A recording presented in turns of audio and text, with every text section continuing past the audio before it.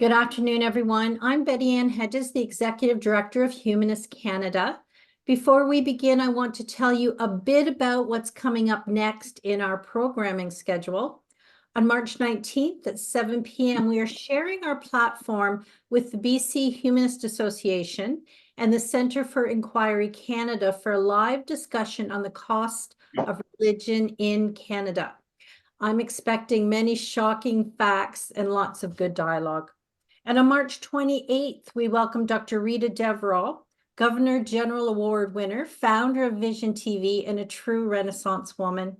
Many of us in Humanist Canada are writers, podcasters, performers, and often juggle to speak to diverse audiences, to find that respectful tone that opens minds and enables good dialogue. And that will be Dr. Devereux's topic. This will be a live discussion, and she is our Canadian treasure. We hope that you will join us for that. So again, as a reminder, we are recording today. Please turn off your camera if you do not wish to be recorded. So on behalf of Humanist Canada, I'd like to welcome you to our presentation today with Dr. Speed. Please remember that all of our programming is made available due to the generous support of our members. Thank you. And now I want to introduce you to one of our Humanities Program Committee members, Daniel Dacombe, who is your host today. Welcome, Daniel. Thank you, Betty Ann. It's good to be here with you all, and I'm very excited about this talk, which touches on many subjects that I think are of interest to all of us. So being religious is good for you, right? That's the general belief I think society has. It's we commonly think of religion as a beneficial feature of our lives in Western society, not just for spirituality, but because it's part of being healthy, part of being a good person, part of being a good community-minded person. This is the general background belief in our society, and we need to examine how true those assumptions actually are. And that's one of the reasons why I'm so excited about this particular talk. And I'm happy to introduce our speaker to you today. A couple of housekeeping items. We're happy to take your questions. If you could drop those questions into the chat, then we will be able to collect them and provide responses at the end. If you're able to, please keep your microphone on mute for the duration of the presentation, and then after the recording is finished, perhaps there'll be some time for discussion. And now let me introduce you to David Speed. Dr. David Speed is an associate professor at the University of New Brunswick in the Department of Psychology. David's specialization is the topic of atheism and non-religion and how they relate to health and well-being, something that's important to all of us here. To date, David has authored over a dozen studies addressing non-religion, which includes the largest study of Canadian atheists in literature.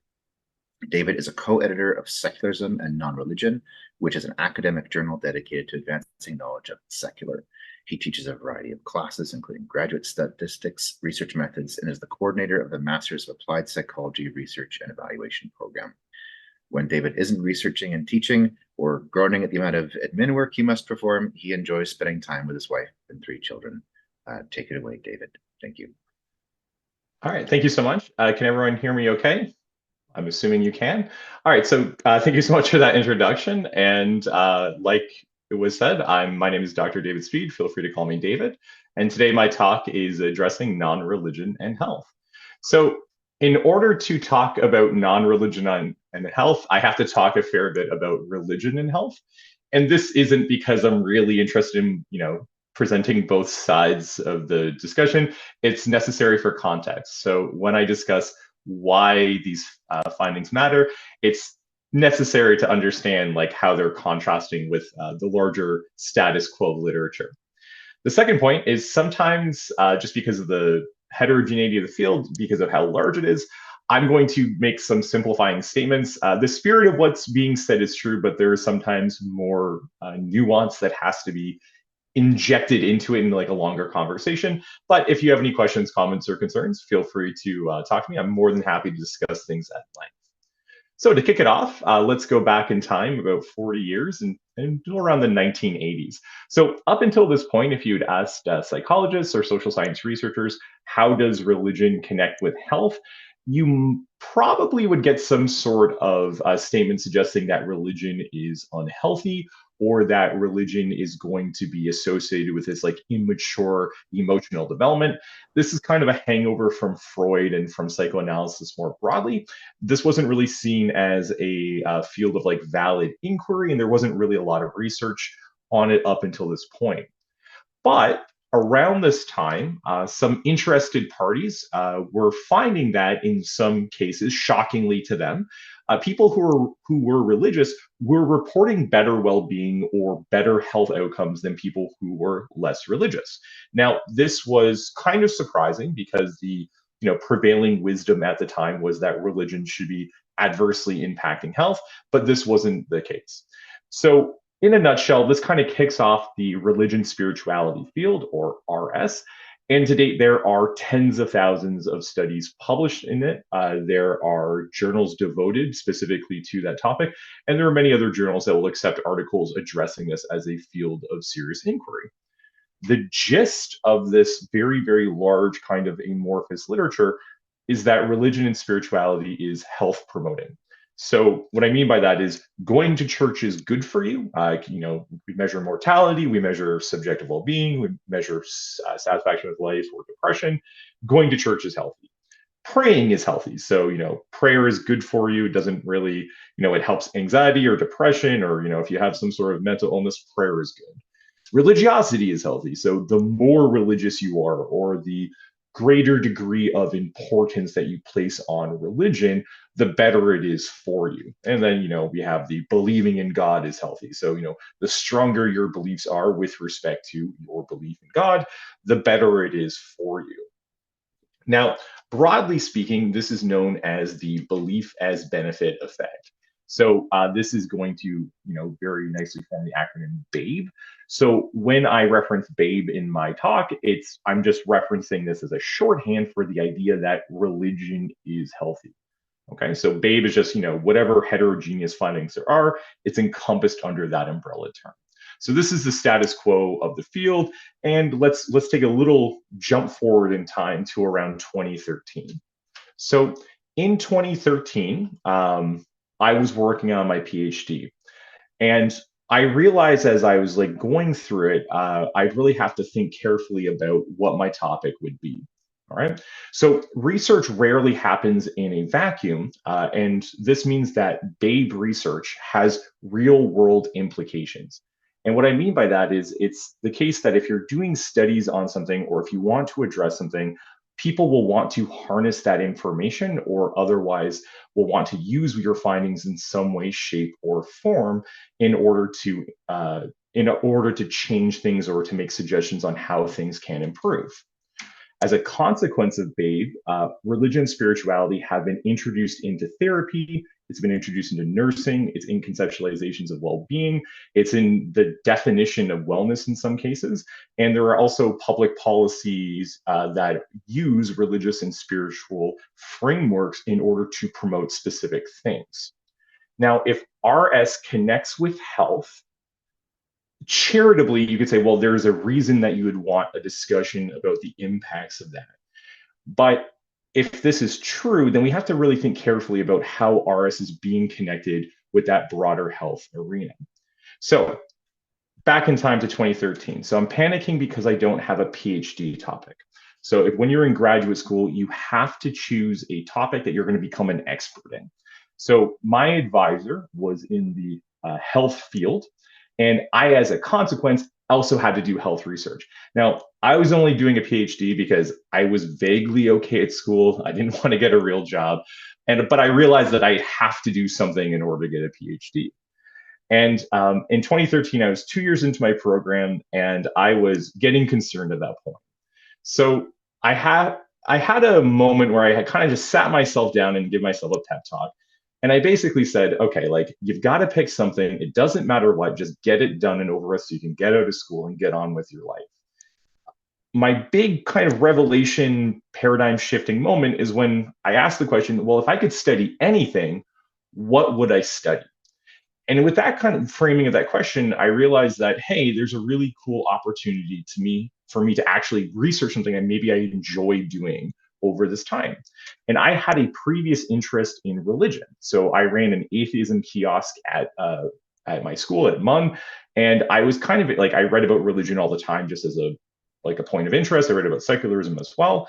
And I was kind of curious if religion and health had ever been studied before, because I knew nothing about this topic. So I do a quick search on like an academic search engine, and you find 100,000 plus articles where it's talking about religion and health and how good religion is and yada, yada, yada. So, you kind of think for a moment, well, womp womp, I guess I can't do that as a topic. But then kind of a curiosity, I was like, okay, I wonder if anyone's ever researched atheism in health before. So has anyone ever like sat down and actually researched how healthy atheists are? So when I did a subsequent search for that, there was a very mild contrast that we could point out. So whereas there were like 100,000 studies addressing religion and health, only 14 hits came back when you look at atheism and health. And these weren't even really looking at the health of atheists. I think maybe one study was. So there is this like very huge discrepancy about 10 years ago about research on atheism and health versus research on religion and health. So I realized that, okay, well, this might be a toehold, something I can kind of approach. And I started going through some of the studies. And, I noticed a few things, and I read a few more, and I read a few more, and I read a few more. And after about 3 or 4 hours of skimming articles, I figured out what my PhD topic was going to be. I just sat down, read through a few articles, skimmed a few more, and I was like, oh, okay, no, I've got a very good idea what I'm going to do my PhD on. So here's what I noticed. Non-religion had not really been studied in any meaningful sense. There were some studies addressing non-religion at the time, like there's some inclusion of it, but there is like calls for non-religion to be studied more, and just they had gone unresponded to. There were significant gaps in what our understanding of non-religion health was versus religion health. So there is a very good toehold right there if you want to break into the field. Moreover, research on atheism basically didn't exist. There were some really wild studies from the 90s that I saw where atheism was just kind of just uniformly misunderstood and kind of like castigated.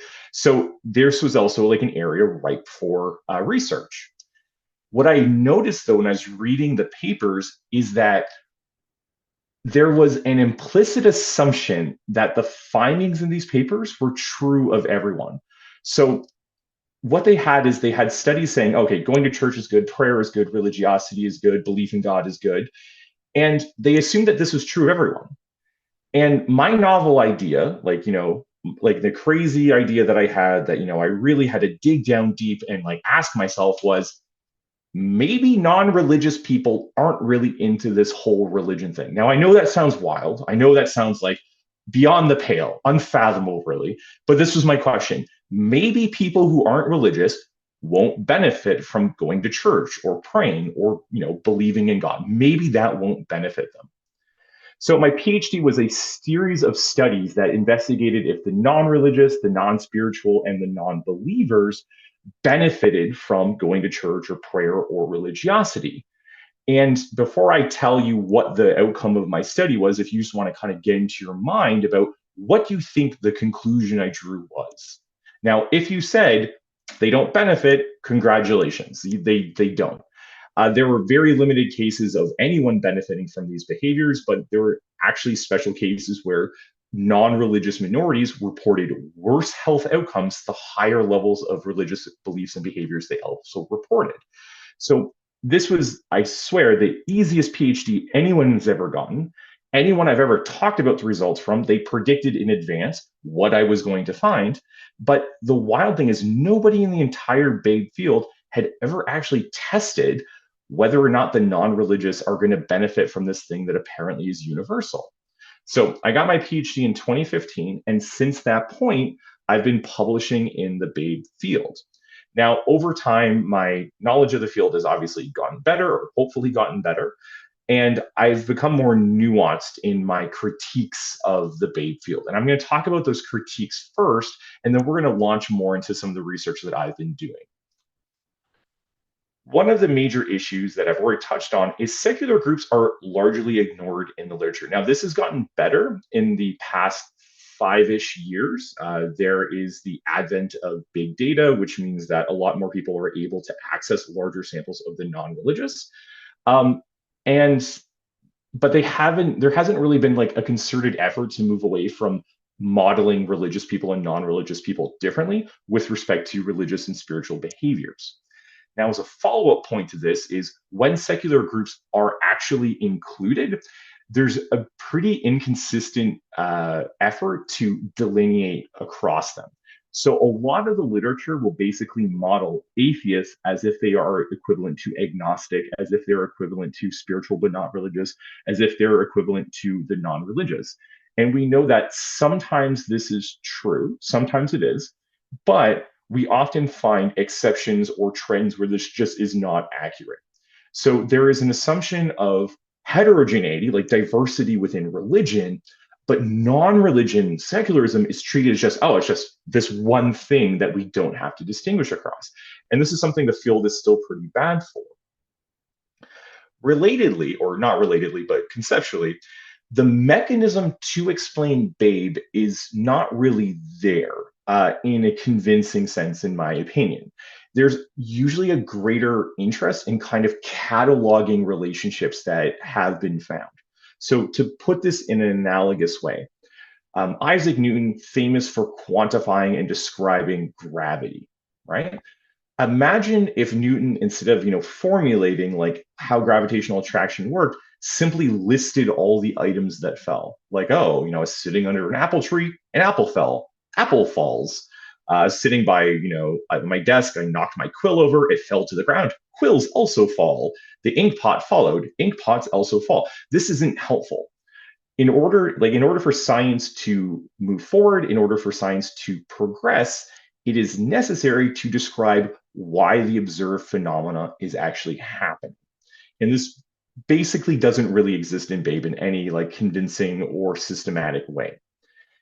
In addition to that, when we do actually look at things that might explain BABE, they're not intrinsically connected to religion and spirituality.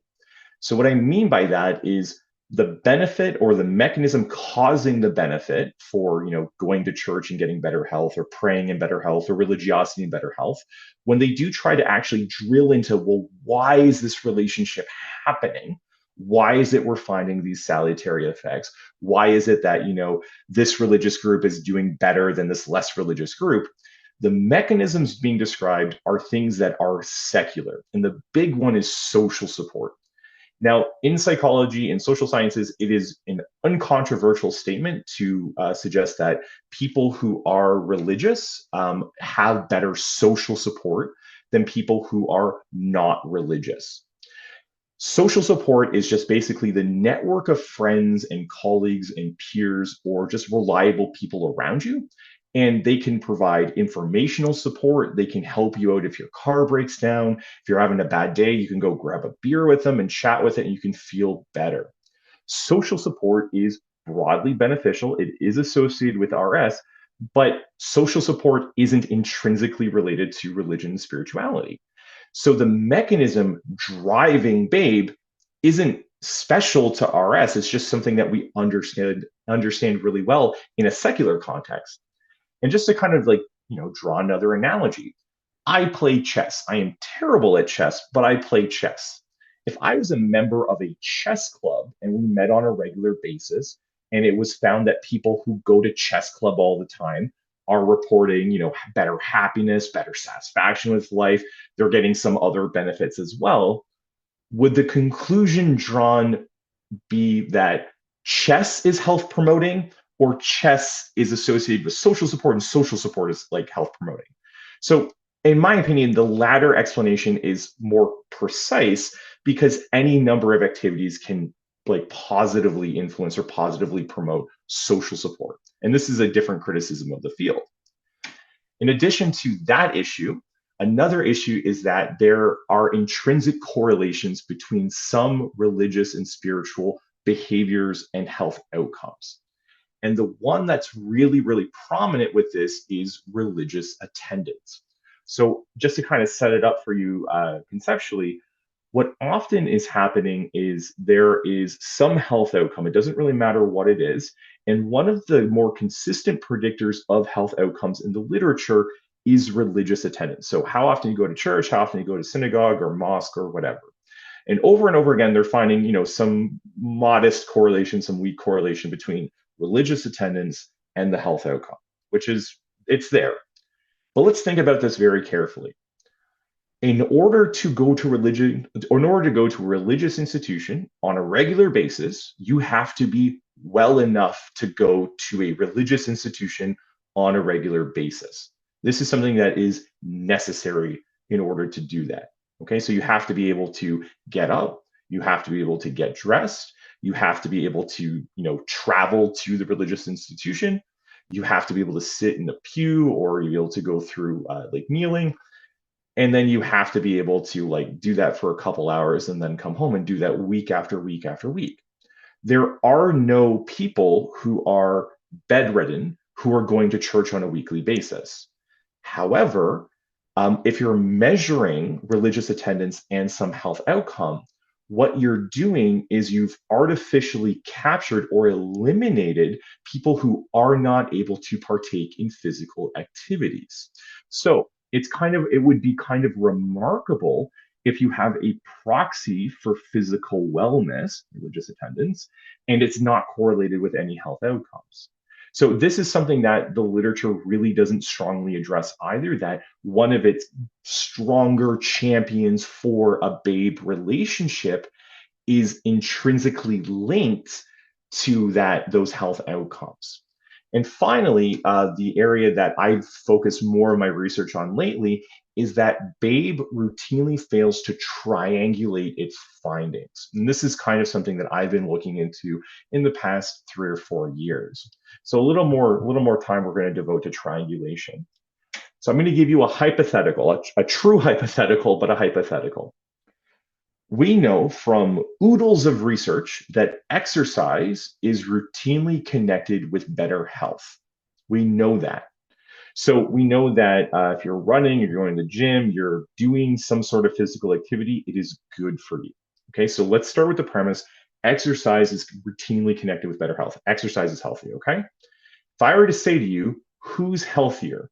People who compete in triathlons, so they run, they bike, they swim, or couch potatoes. So people they're sedentary, they don't move off their couch. Who's going to be healthier? Now, you might think, well, I know a really healthy couch potato. That's cool. Like I'm sure they exist.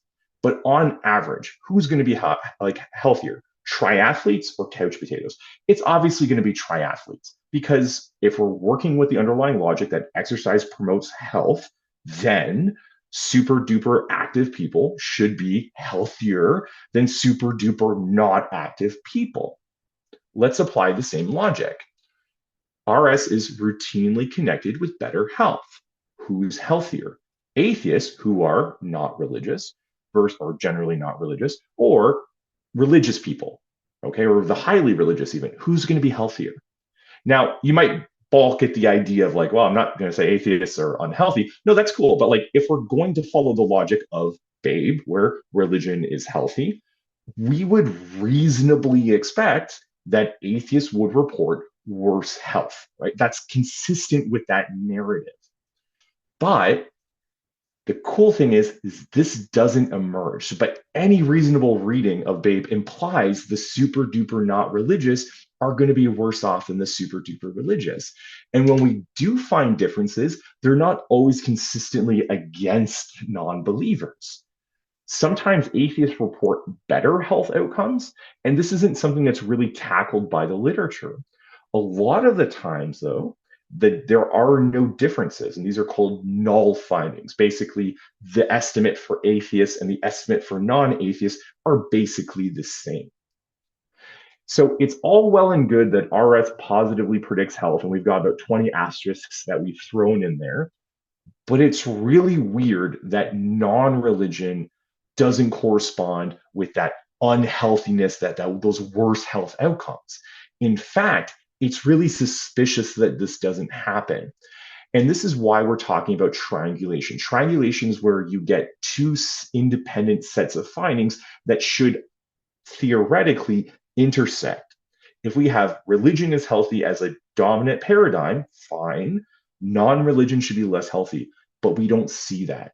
And this is really, really problematic if you're trying to talk about the health benefits of religion, because we're seeming to get equivalence with non-religion. All right, so about my research a bit generally.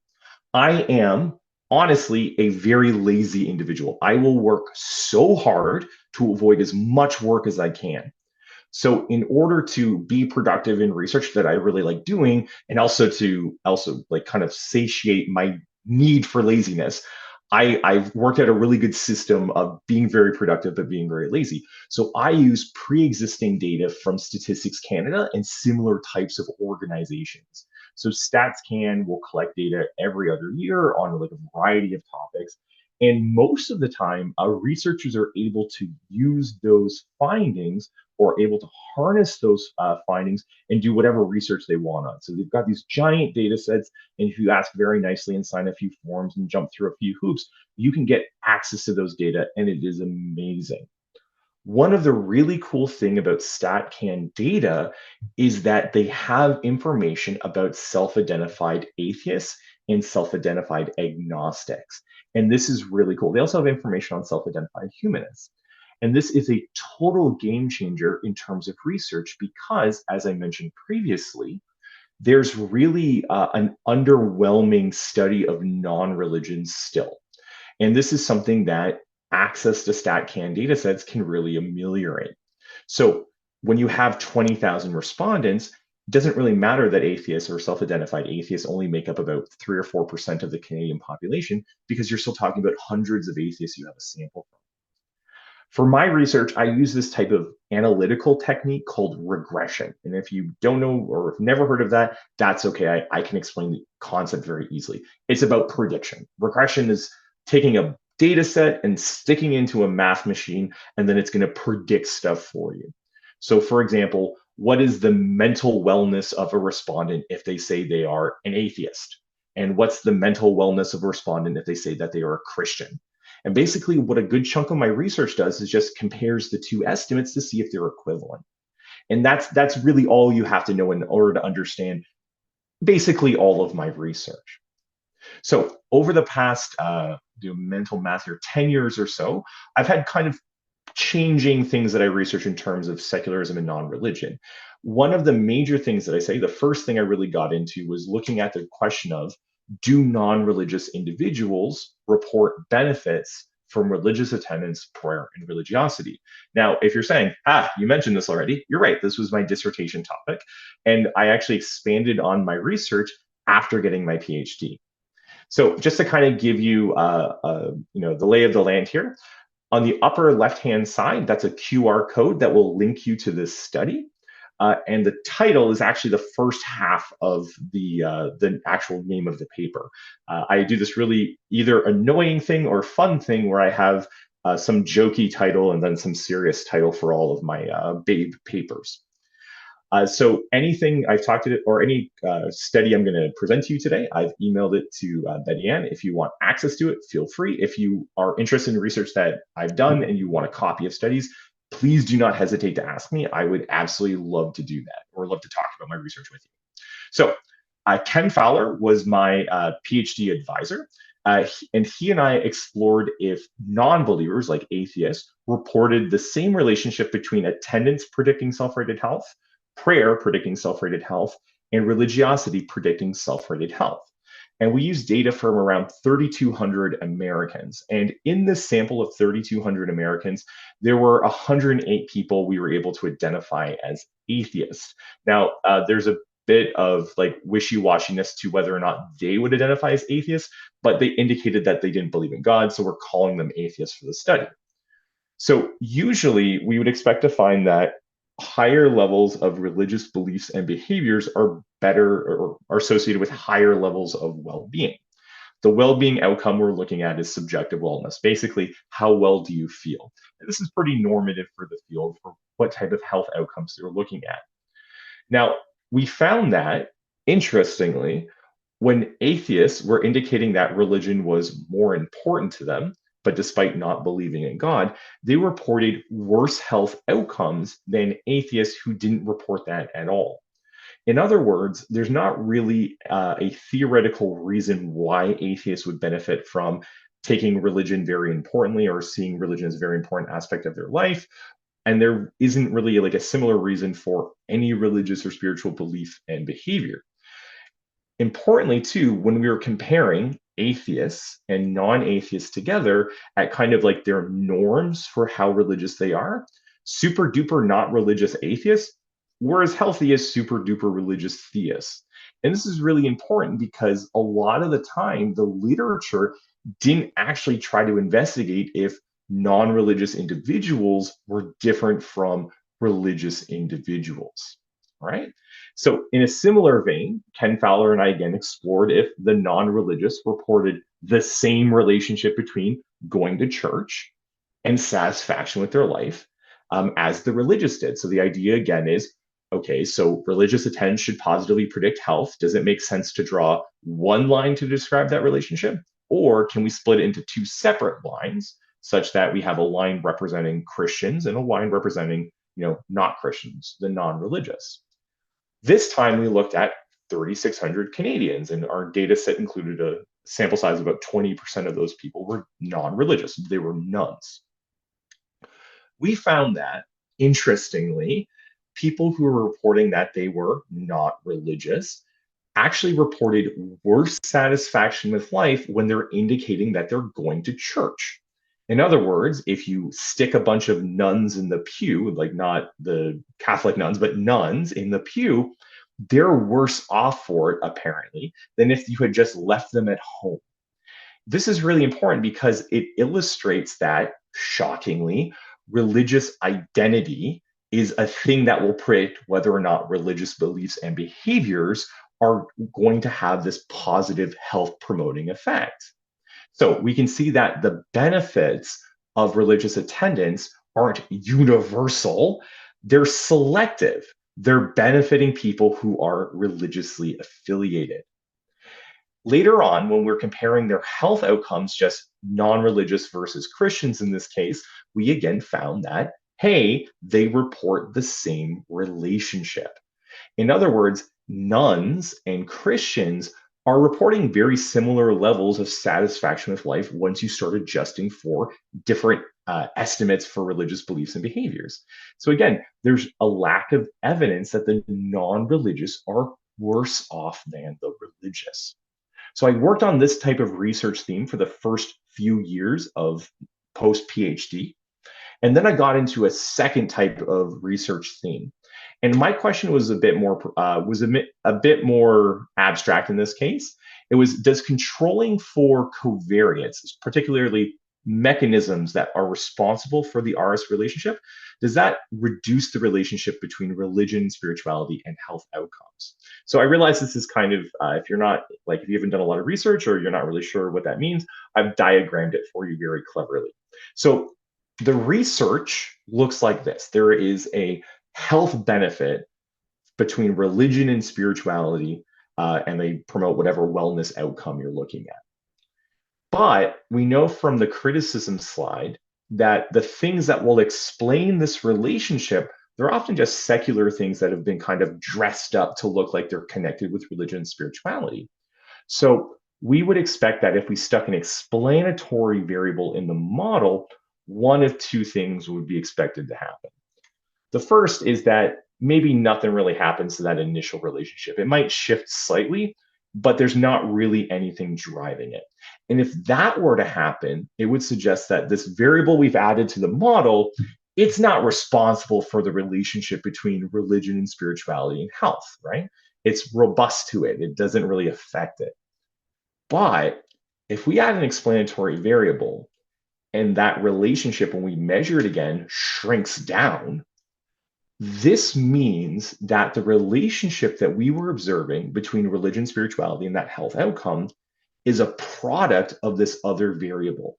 Now, if it's social support, this means that all the hullabaloo about how great religion and spirituality is for predicting health is really just kind of a specific case of social support predicting health, right? The second concept I want to touch upon is the idea of effect size. Effect size is the statistical idea that is measuring the difference between groups.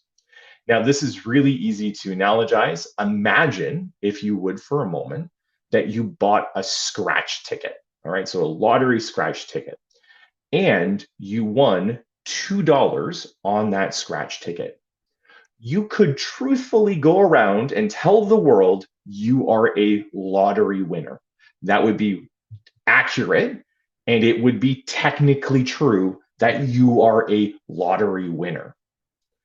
However, there might be some degree of annoyance because winning $2 or $5 on a scratch ticket isn't really meaningful, but you've technically won the lottery. This really well encapsulates the idea of effect size. Effect size is a measure of how much money you've won. Whether or not you've won the lottery is just whether or not you had a winning ticket, but effect size is the amount of money you won. Let's turn this back into the Babe field. There will be studies that look at two groups. We'll say the one group is religious and the other group is not religious. And they find that sometimes these groups don't report exactly the same value, or the margin of error is so tiny that one of these bars is technically higher than the other. This is true that one of these bars is technically higher than the other. I don't remember which bar it is because they look so similar. Now, it's technically true that I think it's the black bar is higher than the gray bar. But would it be fair to say, look at that black bar on example one, it's bigger than the gray bar? Well, you're going to point out that, wait, they look basically the same, and that's fair.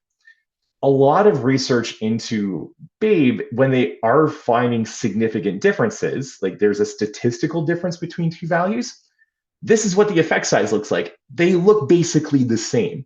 Now, if you squint and you blow it up a little bit, you're like, oh yeah, that black bar is a bit higher. But that's the magnitude of difference. So even when there are significant differences, they're not really notable. You're not going to write home about it. Now, in contrast, if you find differences that look like this, yeah, let's chat about that because that's a big difference. Let's talk about the mechanisms underlying that. But a good chunk of the relationships found, they look like this. Now, usually we want effect size to hit some sort of minimum threshold before we start caring about it, and that varies across different studies, but this is something we're going to talk about in this next little bit of research. So I was working with Caitlin Berry, who was my master's student at the time, Ryan Cragen, he's a colleague of mine from Tampa, and we were basically saying, hey, is the Babe, can that be explained by social support? So we've got a social support index, we've got a lot of health outcomes. Let's plug these in and see what happens. And the data we use from this were from 9,500 Canadians. And we were kind of vaguely clever about how we did this. We only picked the most religious people that we could find, and we picked only the least religious people we found or we could find. And we wanted to basically compare the two. So results were really interesting. So that black broken line that's dotted going across the graph is indicating that threshold we talk about. Bars have to go past that for us to really talk about it in a meaningful way. So results indicated that before we add social support to the model, which is all of those gray bars, there is, some relationship we can talk about, but a chunk of them, they're not really that big. What we found is after we added social support, though, we see those white bars, which is like the before and after. The further away those white bars are from the dark gray bars, the larger the explanation of social support had. And we can see that for emotional well-being, which is the very first outcome, it's significant and then it shrinks. And then for psychological well-being, we can see it's significant, but then it shrinks. And then for social well-being, the same thing. Basically, everything shrank except for people self-reporting drug consumption and self-reporting alcohol consumption. Most of the time when we were finding differences, they were quite small. Interestingly, when we're looking at the outcomes like social well-being and psychological well-being, I actually revisited those in a future study looking at atheists specifically, and the results were interestingly different than what we have here. But at a minimum, this type of graph is showing that social support is playing a substantive and meaningful role in explaining why people who are more religious or spiritual are reporting those health benefits. So in conclusion for that, social support played a major role in explaining most effects, with the exception rather of drugs and alcohol. Now, continuing on with this theme, my PhD student, Ali Lamont, and I investigated if the relationship between, religious attendance, like going to church, and how life satisfaction, how happy you are, will that disappear once we include subjective well-being? So earlier in the criticisms list, I mentioned, hey, religious attendance is connected to a lot of health outcomes because religious attendance is a proxy of, can you get out of bed and do stuff? So in our study, we actually looked at 3 different samples of people. We used a sample of 15,000 Canadians from, I think, 2015, 19,000 Canadians, I think, from 2017, and 1,000 Americans from, I don't remember, but it was around the same time period. And what we found is religious attendance, interestingly, often doesn't act as a significant predictor, even without subjective well-being in the model. Canadians and Americans pretty consistently are different in this. Americans tend to report a greater degree of benefit from religious attendance. With Canadians, it's much more muted. So Canadians who are indicating a greater degree of church attendance, their health benefits are much more diminished relative to people who never go to church. Importantly too is, after we started modeling subjective well-being in that model, basically the relationship that religious attendance had with how happy someone is in life, it goes to basically nothing or nothing meaningful. There were some exceptions with the American sample in some cases, but the line for that 0.2 level, you can see the 0.2 level is where we start caring. Every one of those estimates was below it. Basically, even when we do find differences, they're much more like this and not like this. And this is a really important clarification of the field because, again, if you find differences and you're like, those 2 bars aren't technically the same, cool, but what's the actual implication of that? And what's the actual mechanism for that? So these are the 2 studies I looked at where I'm trying to actually tease apart what is driving BABE. The third thing I'm studying, or the thing I've been doing most recently, is, okay, are atheists worse off than non-atheists? So if we look at atheists and their health and we compare them to non-atheists, who's healthier? For the first one of this, Karen Wong and myself explored if atheists and theists, and if non-religious and religious individuals reported comparable wellness. We're specifically interested in happiness. We look at data from 1,100 Americans, and what we find is something that kind of looks like this. Basically, the black solid line is the atheist line, the broken line is the theist line, and you can see the 2 lines are basically overlapping the entire way. So really interestingly is when we do this with the non-religious population versus the religious population, so just nuns and religious, there is a bit more of a pronounced difference. But when we look at those atheists who are super duper not religious, they're reporting the same outcomes. This is the largest difference we found in happiness, and it's pretty small. So being an atheist or not believing in God isn't associated with worse happiness relative to people who do believe in God or are theist. This was one of the first studies, I think, in the literature that actually compared the happiness of atheists to non-atheists. And it's a really cool piece of the data were there already. Anyone could have done this, but there was just a lack of appetite in the BABE literature to actually explore this. More recently, I looked at Canadian atheists using StatCan data, and I was curious if atheists reported worse health than non-atheists. This is basically the research question I've been tackling for the past couple of years.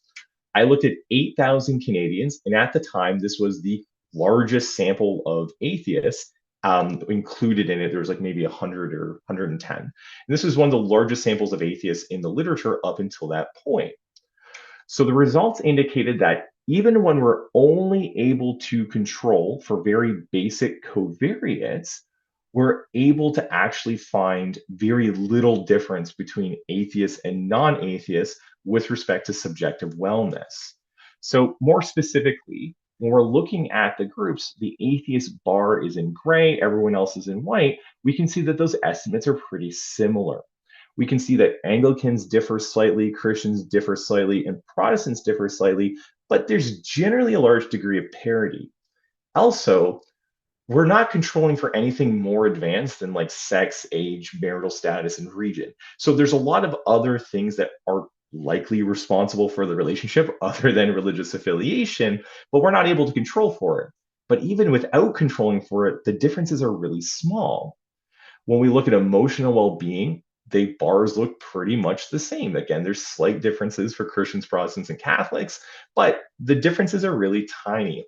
When we look at psychological well-being, there's no differences at all. The only differences that really emerged is where we start talking about social well-being.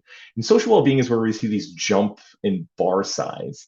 So basically, everyone differed from atheists in this. And you might think, oh, wow, like atheists have worse social well-being. Well, two things can kind of fold into this. The first is that one of the mechanisms to explain BABE is social support. And if we're looking at the social well-being, do atheists differ from non-atheists in terms of social support? We would expect the answer to be yes. However, we don't control for social support, or I didn't control for social support in the study because I couldn't, because the variables weren't in the data set. So this is somewhat unsurprising. But if we're digging down into the actual scale of what items they're asking about, they'll ask questions that shockingly atheists might not respond highly to, like, hey, there is an intrinsic meaning to the world, or hey, there's a sense of justice in the world, or justice is a thing that we're going to see in the world. Atheists generally don't respond positively to this question or questions addressing like meaning. Their atheists will have meaning in life, but they don't think meaning is something intrinsic to life that you have to generate your own. Now, this might be the reason why we're seeing the differences. It might not be, but it's interesting that these differences only emerge with this one outcome. And finally, the last study I'm going to talk about today is whether or not, again, atheists report worse health than non-atheists, except this time I looked at around 16,000 Canadians. And again, I was only able to control for basic covariates and look at, some survey health outcomes. But again, we see that there's not really great evidence for BABE. So these are what the results look like. Now, the biggest differences we could find were with Protestants, but the differences were pretty modest. When we compare atheists to agnostics, any bar that's above 0 means that the other group reported higher scores.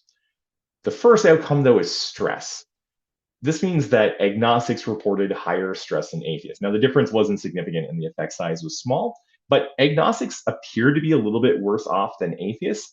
And that white bar is for self-rated mental health. Now, this is something that's kind of discussed in the literature sporadically, but it's not something that's consistently replicated. There is some evidence that atheists report better health than agnostics, but it's not something that's like delved into at length at this point. When we compare atheists to just the generically non-religious, no difference. When we compare atheists to Catholics, no differences. When we compare atheists to Protestants, we see a couple differences. What are they in? They're in satisfaction with life, and they're with self-rated health, and the things that we're looking at are religious attendance. So this, again, explains or helps to clarify that type of relationship. But the effect sizes are just squeaking by that broken black line, and the differences aren't large. Also, they don't consistently happen across all studies. So again, a very suspicious type of finding. Like the findings are genuine, but they're very small. And when we compare atheists to Eastern religions, like this could be Hinduism, it could be Taoism or Taoism or Buddhism, just there's no difference. Atheists are the least religious individuals that we have access to, but we can't really consistently find that they're any different from religious populations. So to kind of wrap things up, why secularism in health matters. So my first research question was, do the non-religious individuals report benefits from attendance, prayer, and religiosity? The short answer is not really. There's not really any evidence that they're benefiting from it. Occasionally, you might be able to argue some type of like statistical effect, but it's pretty unimpressive. The longer answer is a bit more complicated. Often, you won't find any relationship between religious attendance, prayer, or religiosity and the health outcome. When I was working on my PhD in 2013, 2014, 2015, I had to learn a bunch of new statistical techniques, and I had to learn, basically how to do a lot of analysis. For the first few months, I was convinced I had done everything wrong because I could never find statistically significant results between religious beliefs and behaviors and health outcomes. And it was only after I've been doing it for some time that it clicked in like, oh my God, no, this is normal. It's not uncommon to find no effect. In fact, I think it's the norm. So the short answer is, yeah, not really. Non-religious people don't benefit. But the longer answer is like, often religious people don't seem to be reporting a benefit from it either. The second theme is, does controlling for covariates attenuate the relationship between RS and health? The short answer is, yeah, it does. The long answer is, to me, it's shocking that controlling for social support is not done as a default when looking at how variables like religious attendance predict health outcomes. If we know that the mechanism driving the relationship between religious attendance and or some health outcome is, your ability to have a social network, it's very odd that this isn't routinely controlled for. And to kind of show you why I think this is ridiculous, let me give perhaps an unfair analogy. Let's say, for sake of argument, horse ownership predicts lack of depression. Horse ownership predicts subjective well-being. Horse ownership predicts happiness or emotional satisfaction or psychological well-being. And we find this repeatedly. One of the things you might want to ask is, why does horse ownership predict these things? And if someone were to say, oh, it's money. People who own horses are richer. People who are like more wealthy, they report better health outcomes. Well, why are we talking about horse ownership then? Because the real story is money's predicting a bunch of stuff. Horse ownership is correlated with money, but the thing that matters is money. It's not a horse. It's not like Mr. Ed is like boosting everyone's wellness. The thing, in order to own Mr. Ed, you need enough money, and that's the thing driving health. But this is largely kind of ignored or kind of underplayed in the BABE literature. Finally, do atheists report worse health than non-atheists? The short answer is no. The long answer is no, and this needs to be a focus of that conversation. Atheists do sporadically differ from non-atheists. Sometimes they have worse health, but sometimes they have better health, but most of the time there is no difference. If your entire paradigm is that religion and spirituality promote wellness, there needs to be an identification of why this doesn't seem to emerge for atheists. Do atheists have their own special health producing thing? It's not clear. But this is a really odd oversight in the literature, and it's not really being addressed widely. So, in conclusion, there's been a creep of RS into areas of healthcare and therapy, but it's not always within a lot of nuance. There can and should be a sustained interest in anything that's health promoting, sure, but if the idea is that religion and spirituality promote wellness, this may have implications for how non-religious people interact with those systems or may benefit from these type of healthcare activities. And the idea is that if you have this kind of generally true thing, but there's a lot of caveats to it, it's very difficult to meaningfully add that without excluding people. Now, this is something that is still understudied and maybe not completely understood, but it's something that we should have a better recognition of. And finally, a lot of the research that BABE looks at is the idea that religion and spirituality is health promoting. And whereas BABE is playing for that win, where there's a health benefit to this or a health benefit to that, non-religion and health is just really playing for a tie.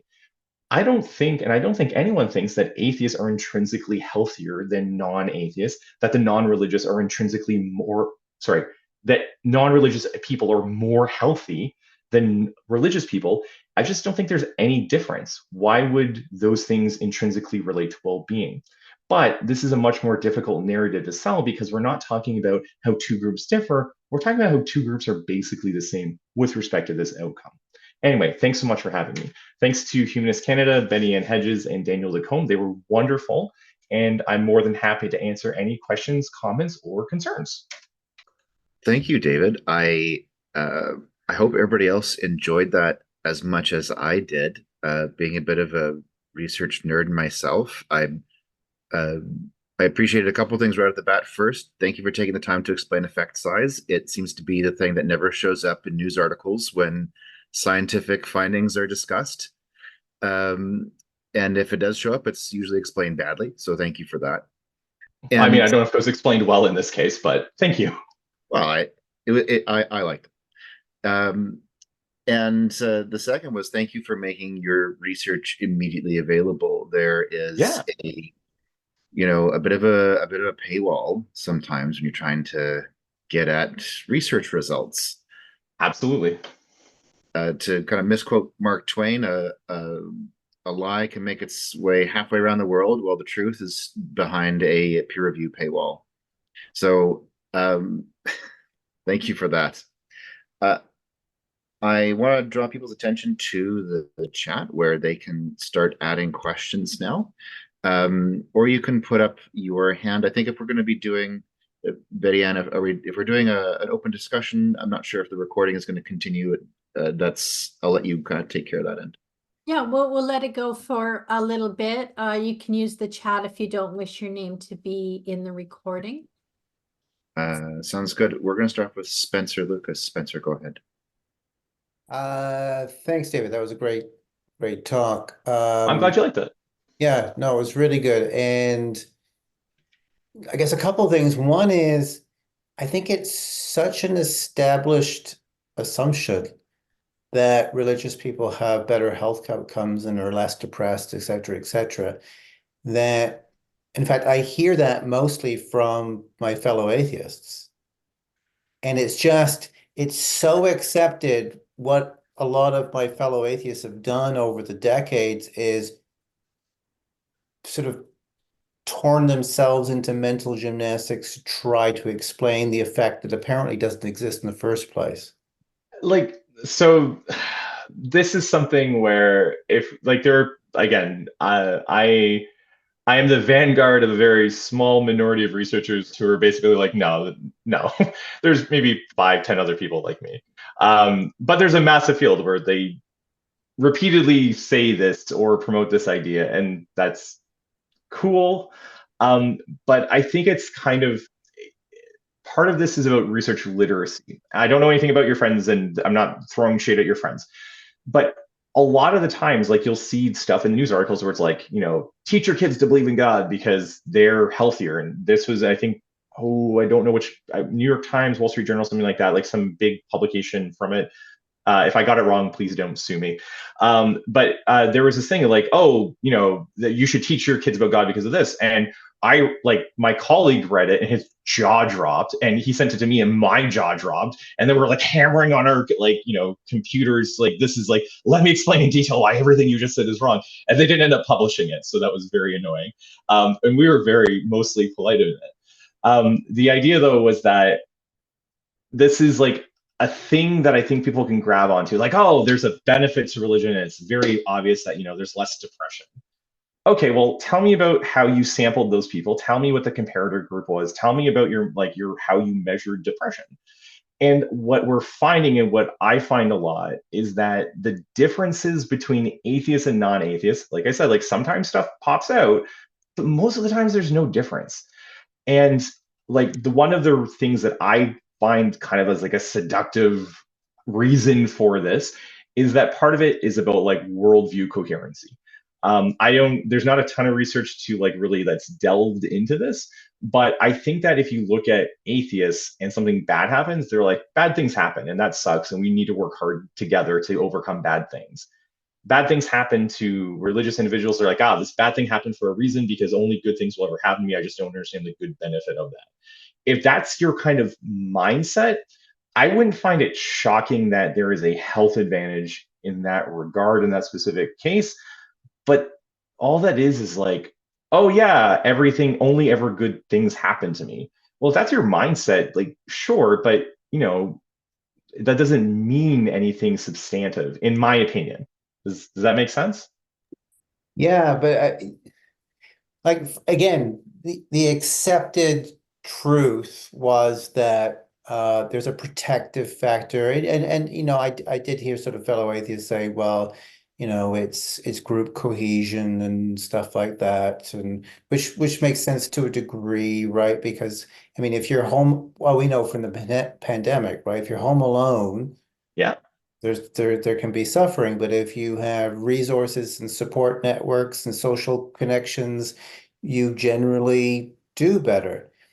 I remember talking about this to a group of atheists in Sudbury, Ontario, and we were listening to a talk by the psychology professor Michael Persinger. A few people might Right. know his name. He did some research in the area of religiosity.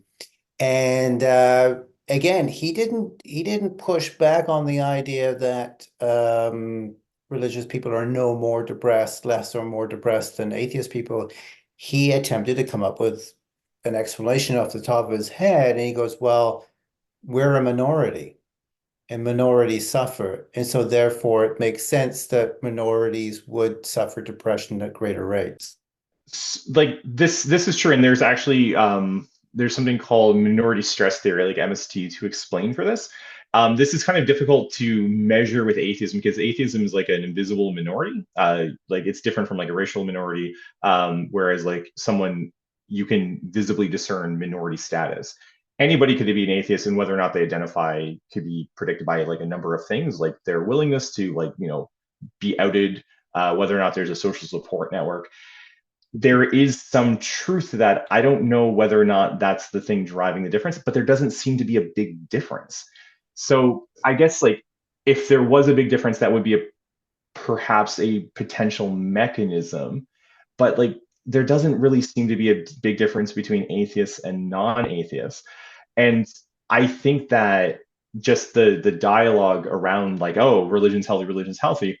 I have submitted papers before, and it is I said I'd try not to swear, but it is infuriating, we'll put it that way, to get feedback saying, oh, that's really weird. You said there's no effect and you don't find effect, but I've read that there's an effect. And I'm pulling my hair out in frustration because I'm like, yeah, because your study that you're talking about, they didn't do any of this basic stuff that they should be doing to actually discern the effect. Or, in kind of like rant a bit about this, I submitted a study recently and they said, oh, atheists are healthier or as healthy because atheists are spiritual. And I'm like, what are you basing this off of? Like there is limited research looking at spirituality in non-religion generally, but atheists tend to score very low on both religiosity and spirituality scales. This doesn't, like, if you're a spiritual atheist giver, like I have no horse in this race, so to speak, but this is the type of like feedback I'm getting from reviewers. Or, hey, maybe atheists are sick and that's why they turn to religion, so atheists are like sick atheists are just leaving atheism. I was like, okay, so let's test this out. So I had to break out like grade 10 algebra trying to figure out how many people would have to be switching groups. And basically, like the atheist population would have to shift by 20% using the most conservative estimates possible in order to like justify the effect that we weren't finding.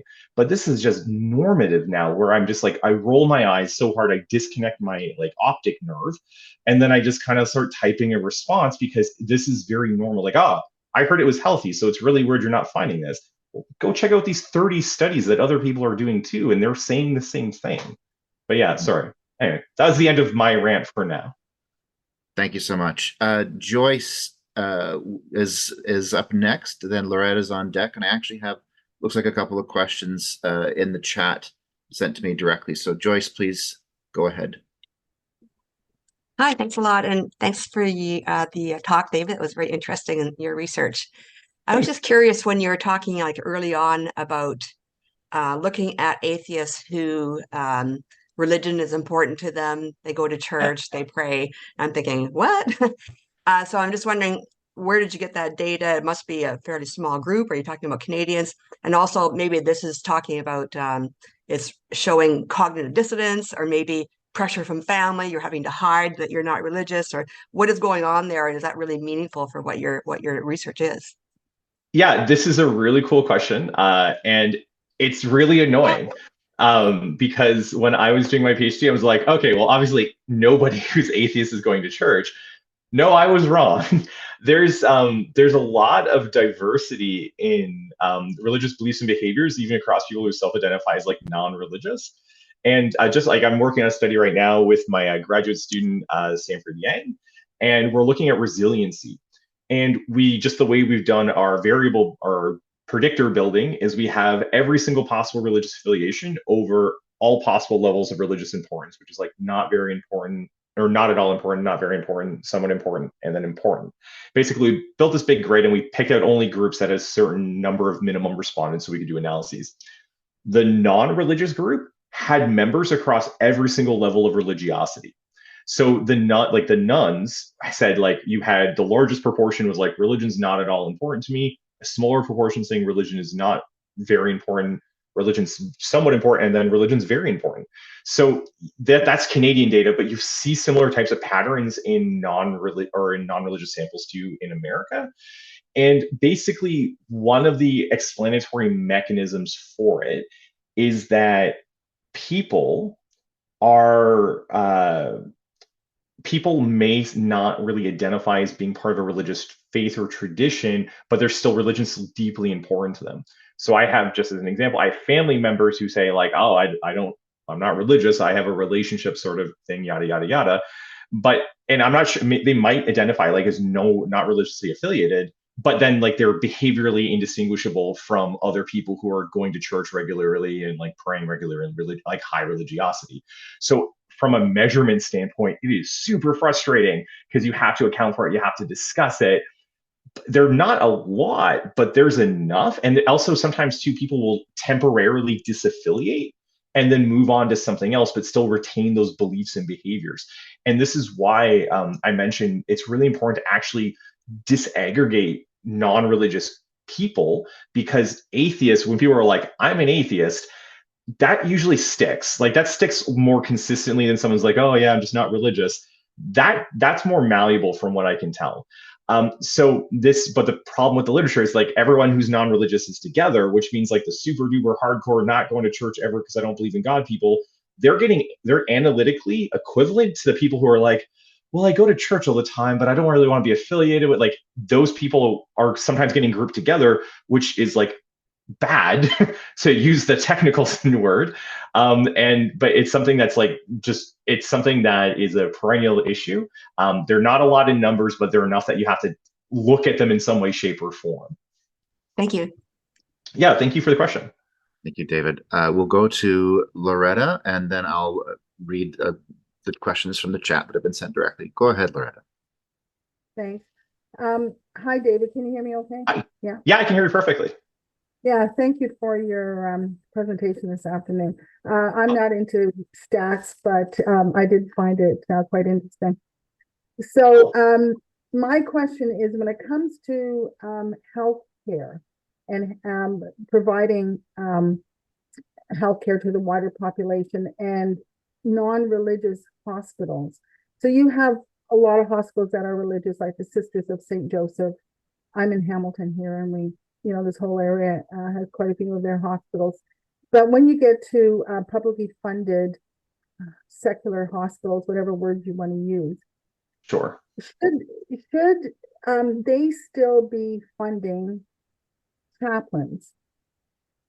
And because more and more of the population is spiritual but not religious, or atheist, or anything but a religious denomination, is that something that the public purse should be funding?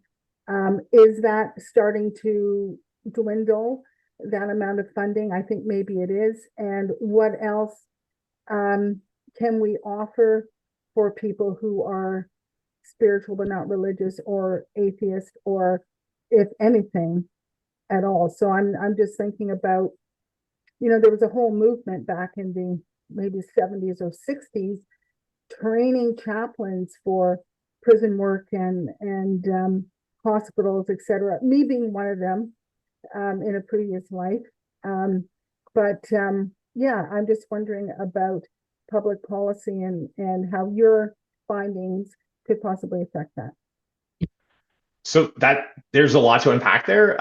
So my research doesn't look at the public policy stuff. My research is just like, is there a relationship between non-religion and health? With that being said, I'm happy to wildly speculate and like grieve and kind of like vent with you. So I think that this is something that is basically really complicated. And that's, yeah, I'm not chickening out of answering the question. It's just something that has a lot of nuance to it. So I personally, like, again, this isn't my research area, but I personally, if someone is like upset and they're dying, they want to talk to a priest or an imam or whomever, I have no objection to that. Where that fits in with policy for tax funding stuff, I kind of want to see it tax funded, specifically because if I want it to service everyone. So if an atheist rolls in and is like, I'm dying, I want someone to talk to you before I'm dying, I want to talk to this person, I want that person to be neutral, and I want that person not to give any like specific credence to any like set of belief or non-belief. I want them to be there kind of as a passive vessel to kind of encourage and to keep the person's spirit up. I would hesitate if it was privately funded, because then it's like, oh, this person is, getting funding from this organization and like they're going to proselytize. I basically want people, when they go into healthcare, to get the best care that they can get, irrespective of their religious or non-religious belief. And I'm okay with tax funding stuff going to chaplains. If they don't want to use it, they don't have to. But at the same time, though, I kind of feel uncomfortable with it because it seems religious and it's like it should be a secular thing. I'm not really sure. What's your take on it? Oh, well, no, I agree. You can be. I've done it in the past, neutral as you can be. But that's the way I was trained. I'm Okay. also a police chaplain, and the issue I have with police chaplaincy in Canada is that most of it is dominated by evangelical Christians. Okay. Yeah, it's and they proselytize. It's with police officers who are in distress or crisis or whatever. Jesus is, the answer to your problem. So, yeah, it's a really, some people do it really well, and other people no. So it worries me that these things happen to people, especially in their when they're Yeah. Yeah, that doesn't make me happy. That actually makes me very unhappy.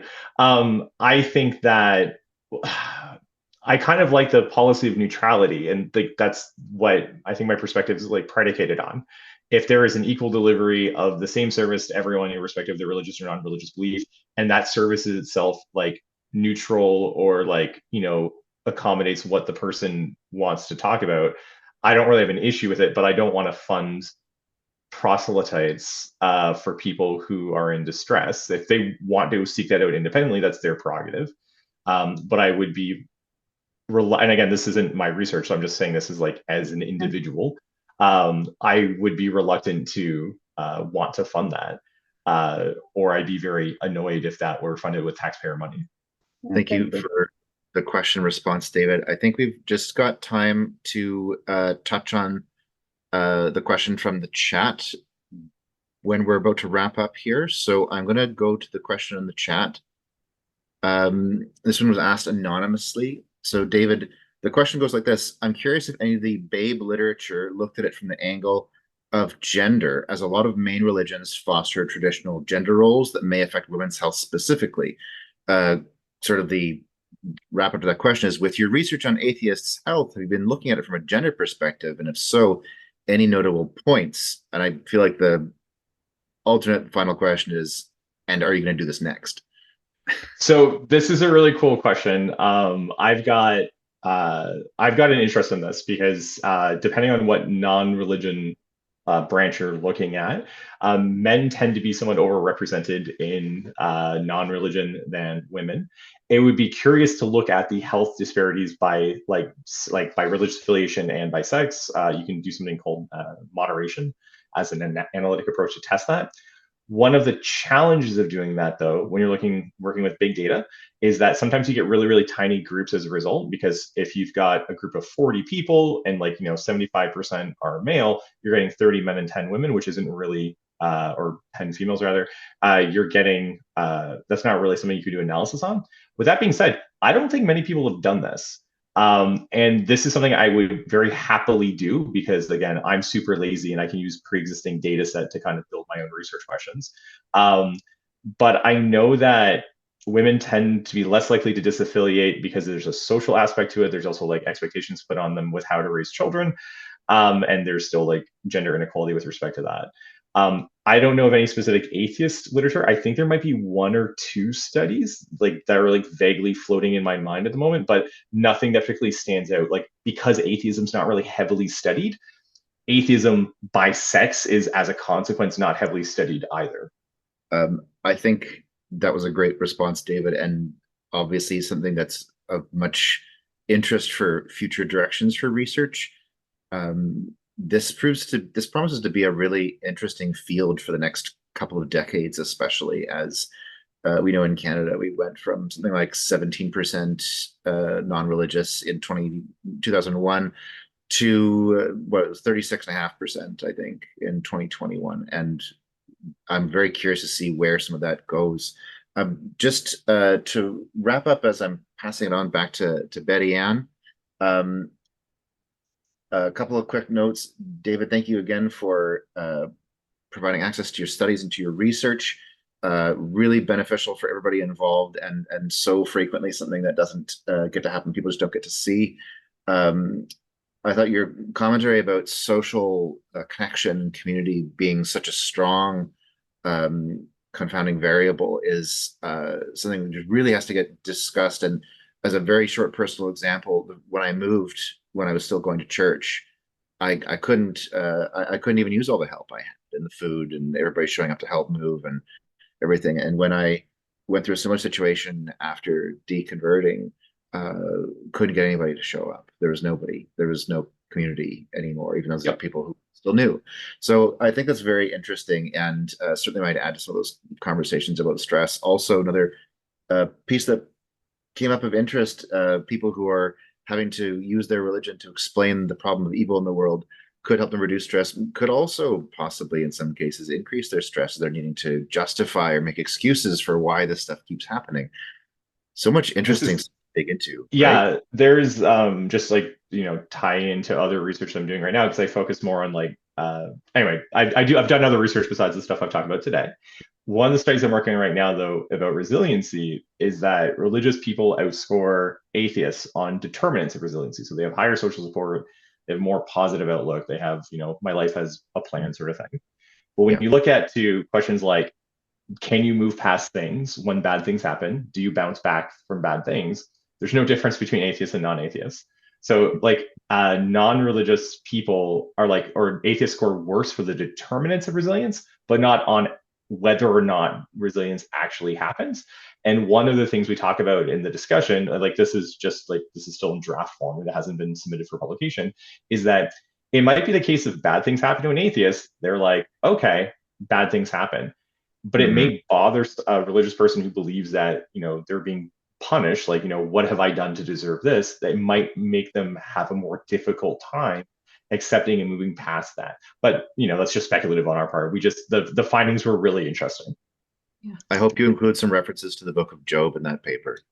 I honestly, I've been trying to work in good puns with it, and I have to be careful. I have to make it just funny enough that like people will get it, but not too funny that they'll reject it for not being serious. Well, let's talk about that afterwards then. I'm full of puns. Sure. Turning it back over to Betty Ann, thank you again, Dr. Speed, for your time and your expertise and sharing all of it with us. And we're just very grateful to you for making this available, making yourself available. Thank you so much for having me. Thank you again. And I echo that. Thank you, David. That was very informative. But also thank you, Daniel, for hosting today, keeping us all on track. And to all of you who joined us here live, and for those that will be viewing our recording, which should be available before the end of the week. And please remember, if these are the types of conversations you wish to be a part of, please consider being a member, www.humanistcanada.ca, and you will also see there all of our upcoming programming. Thank you, everyone, and enjoy the rest of your weekend. Bye-bye.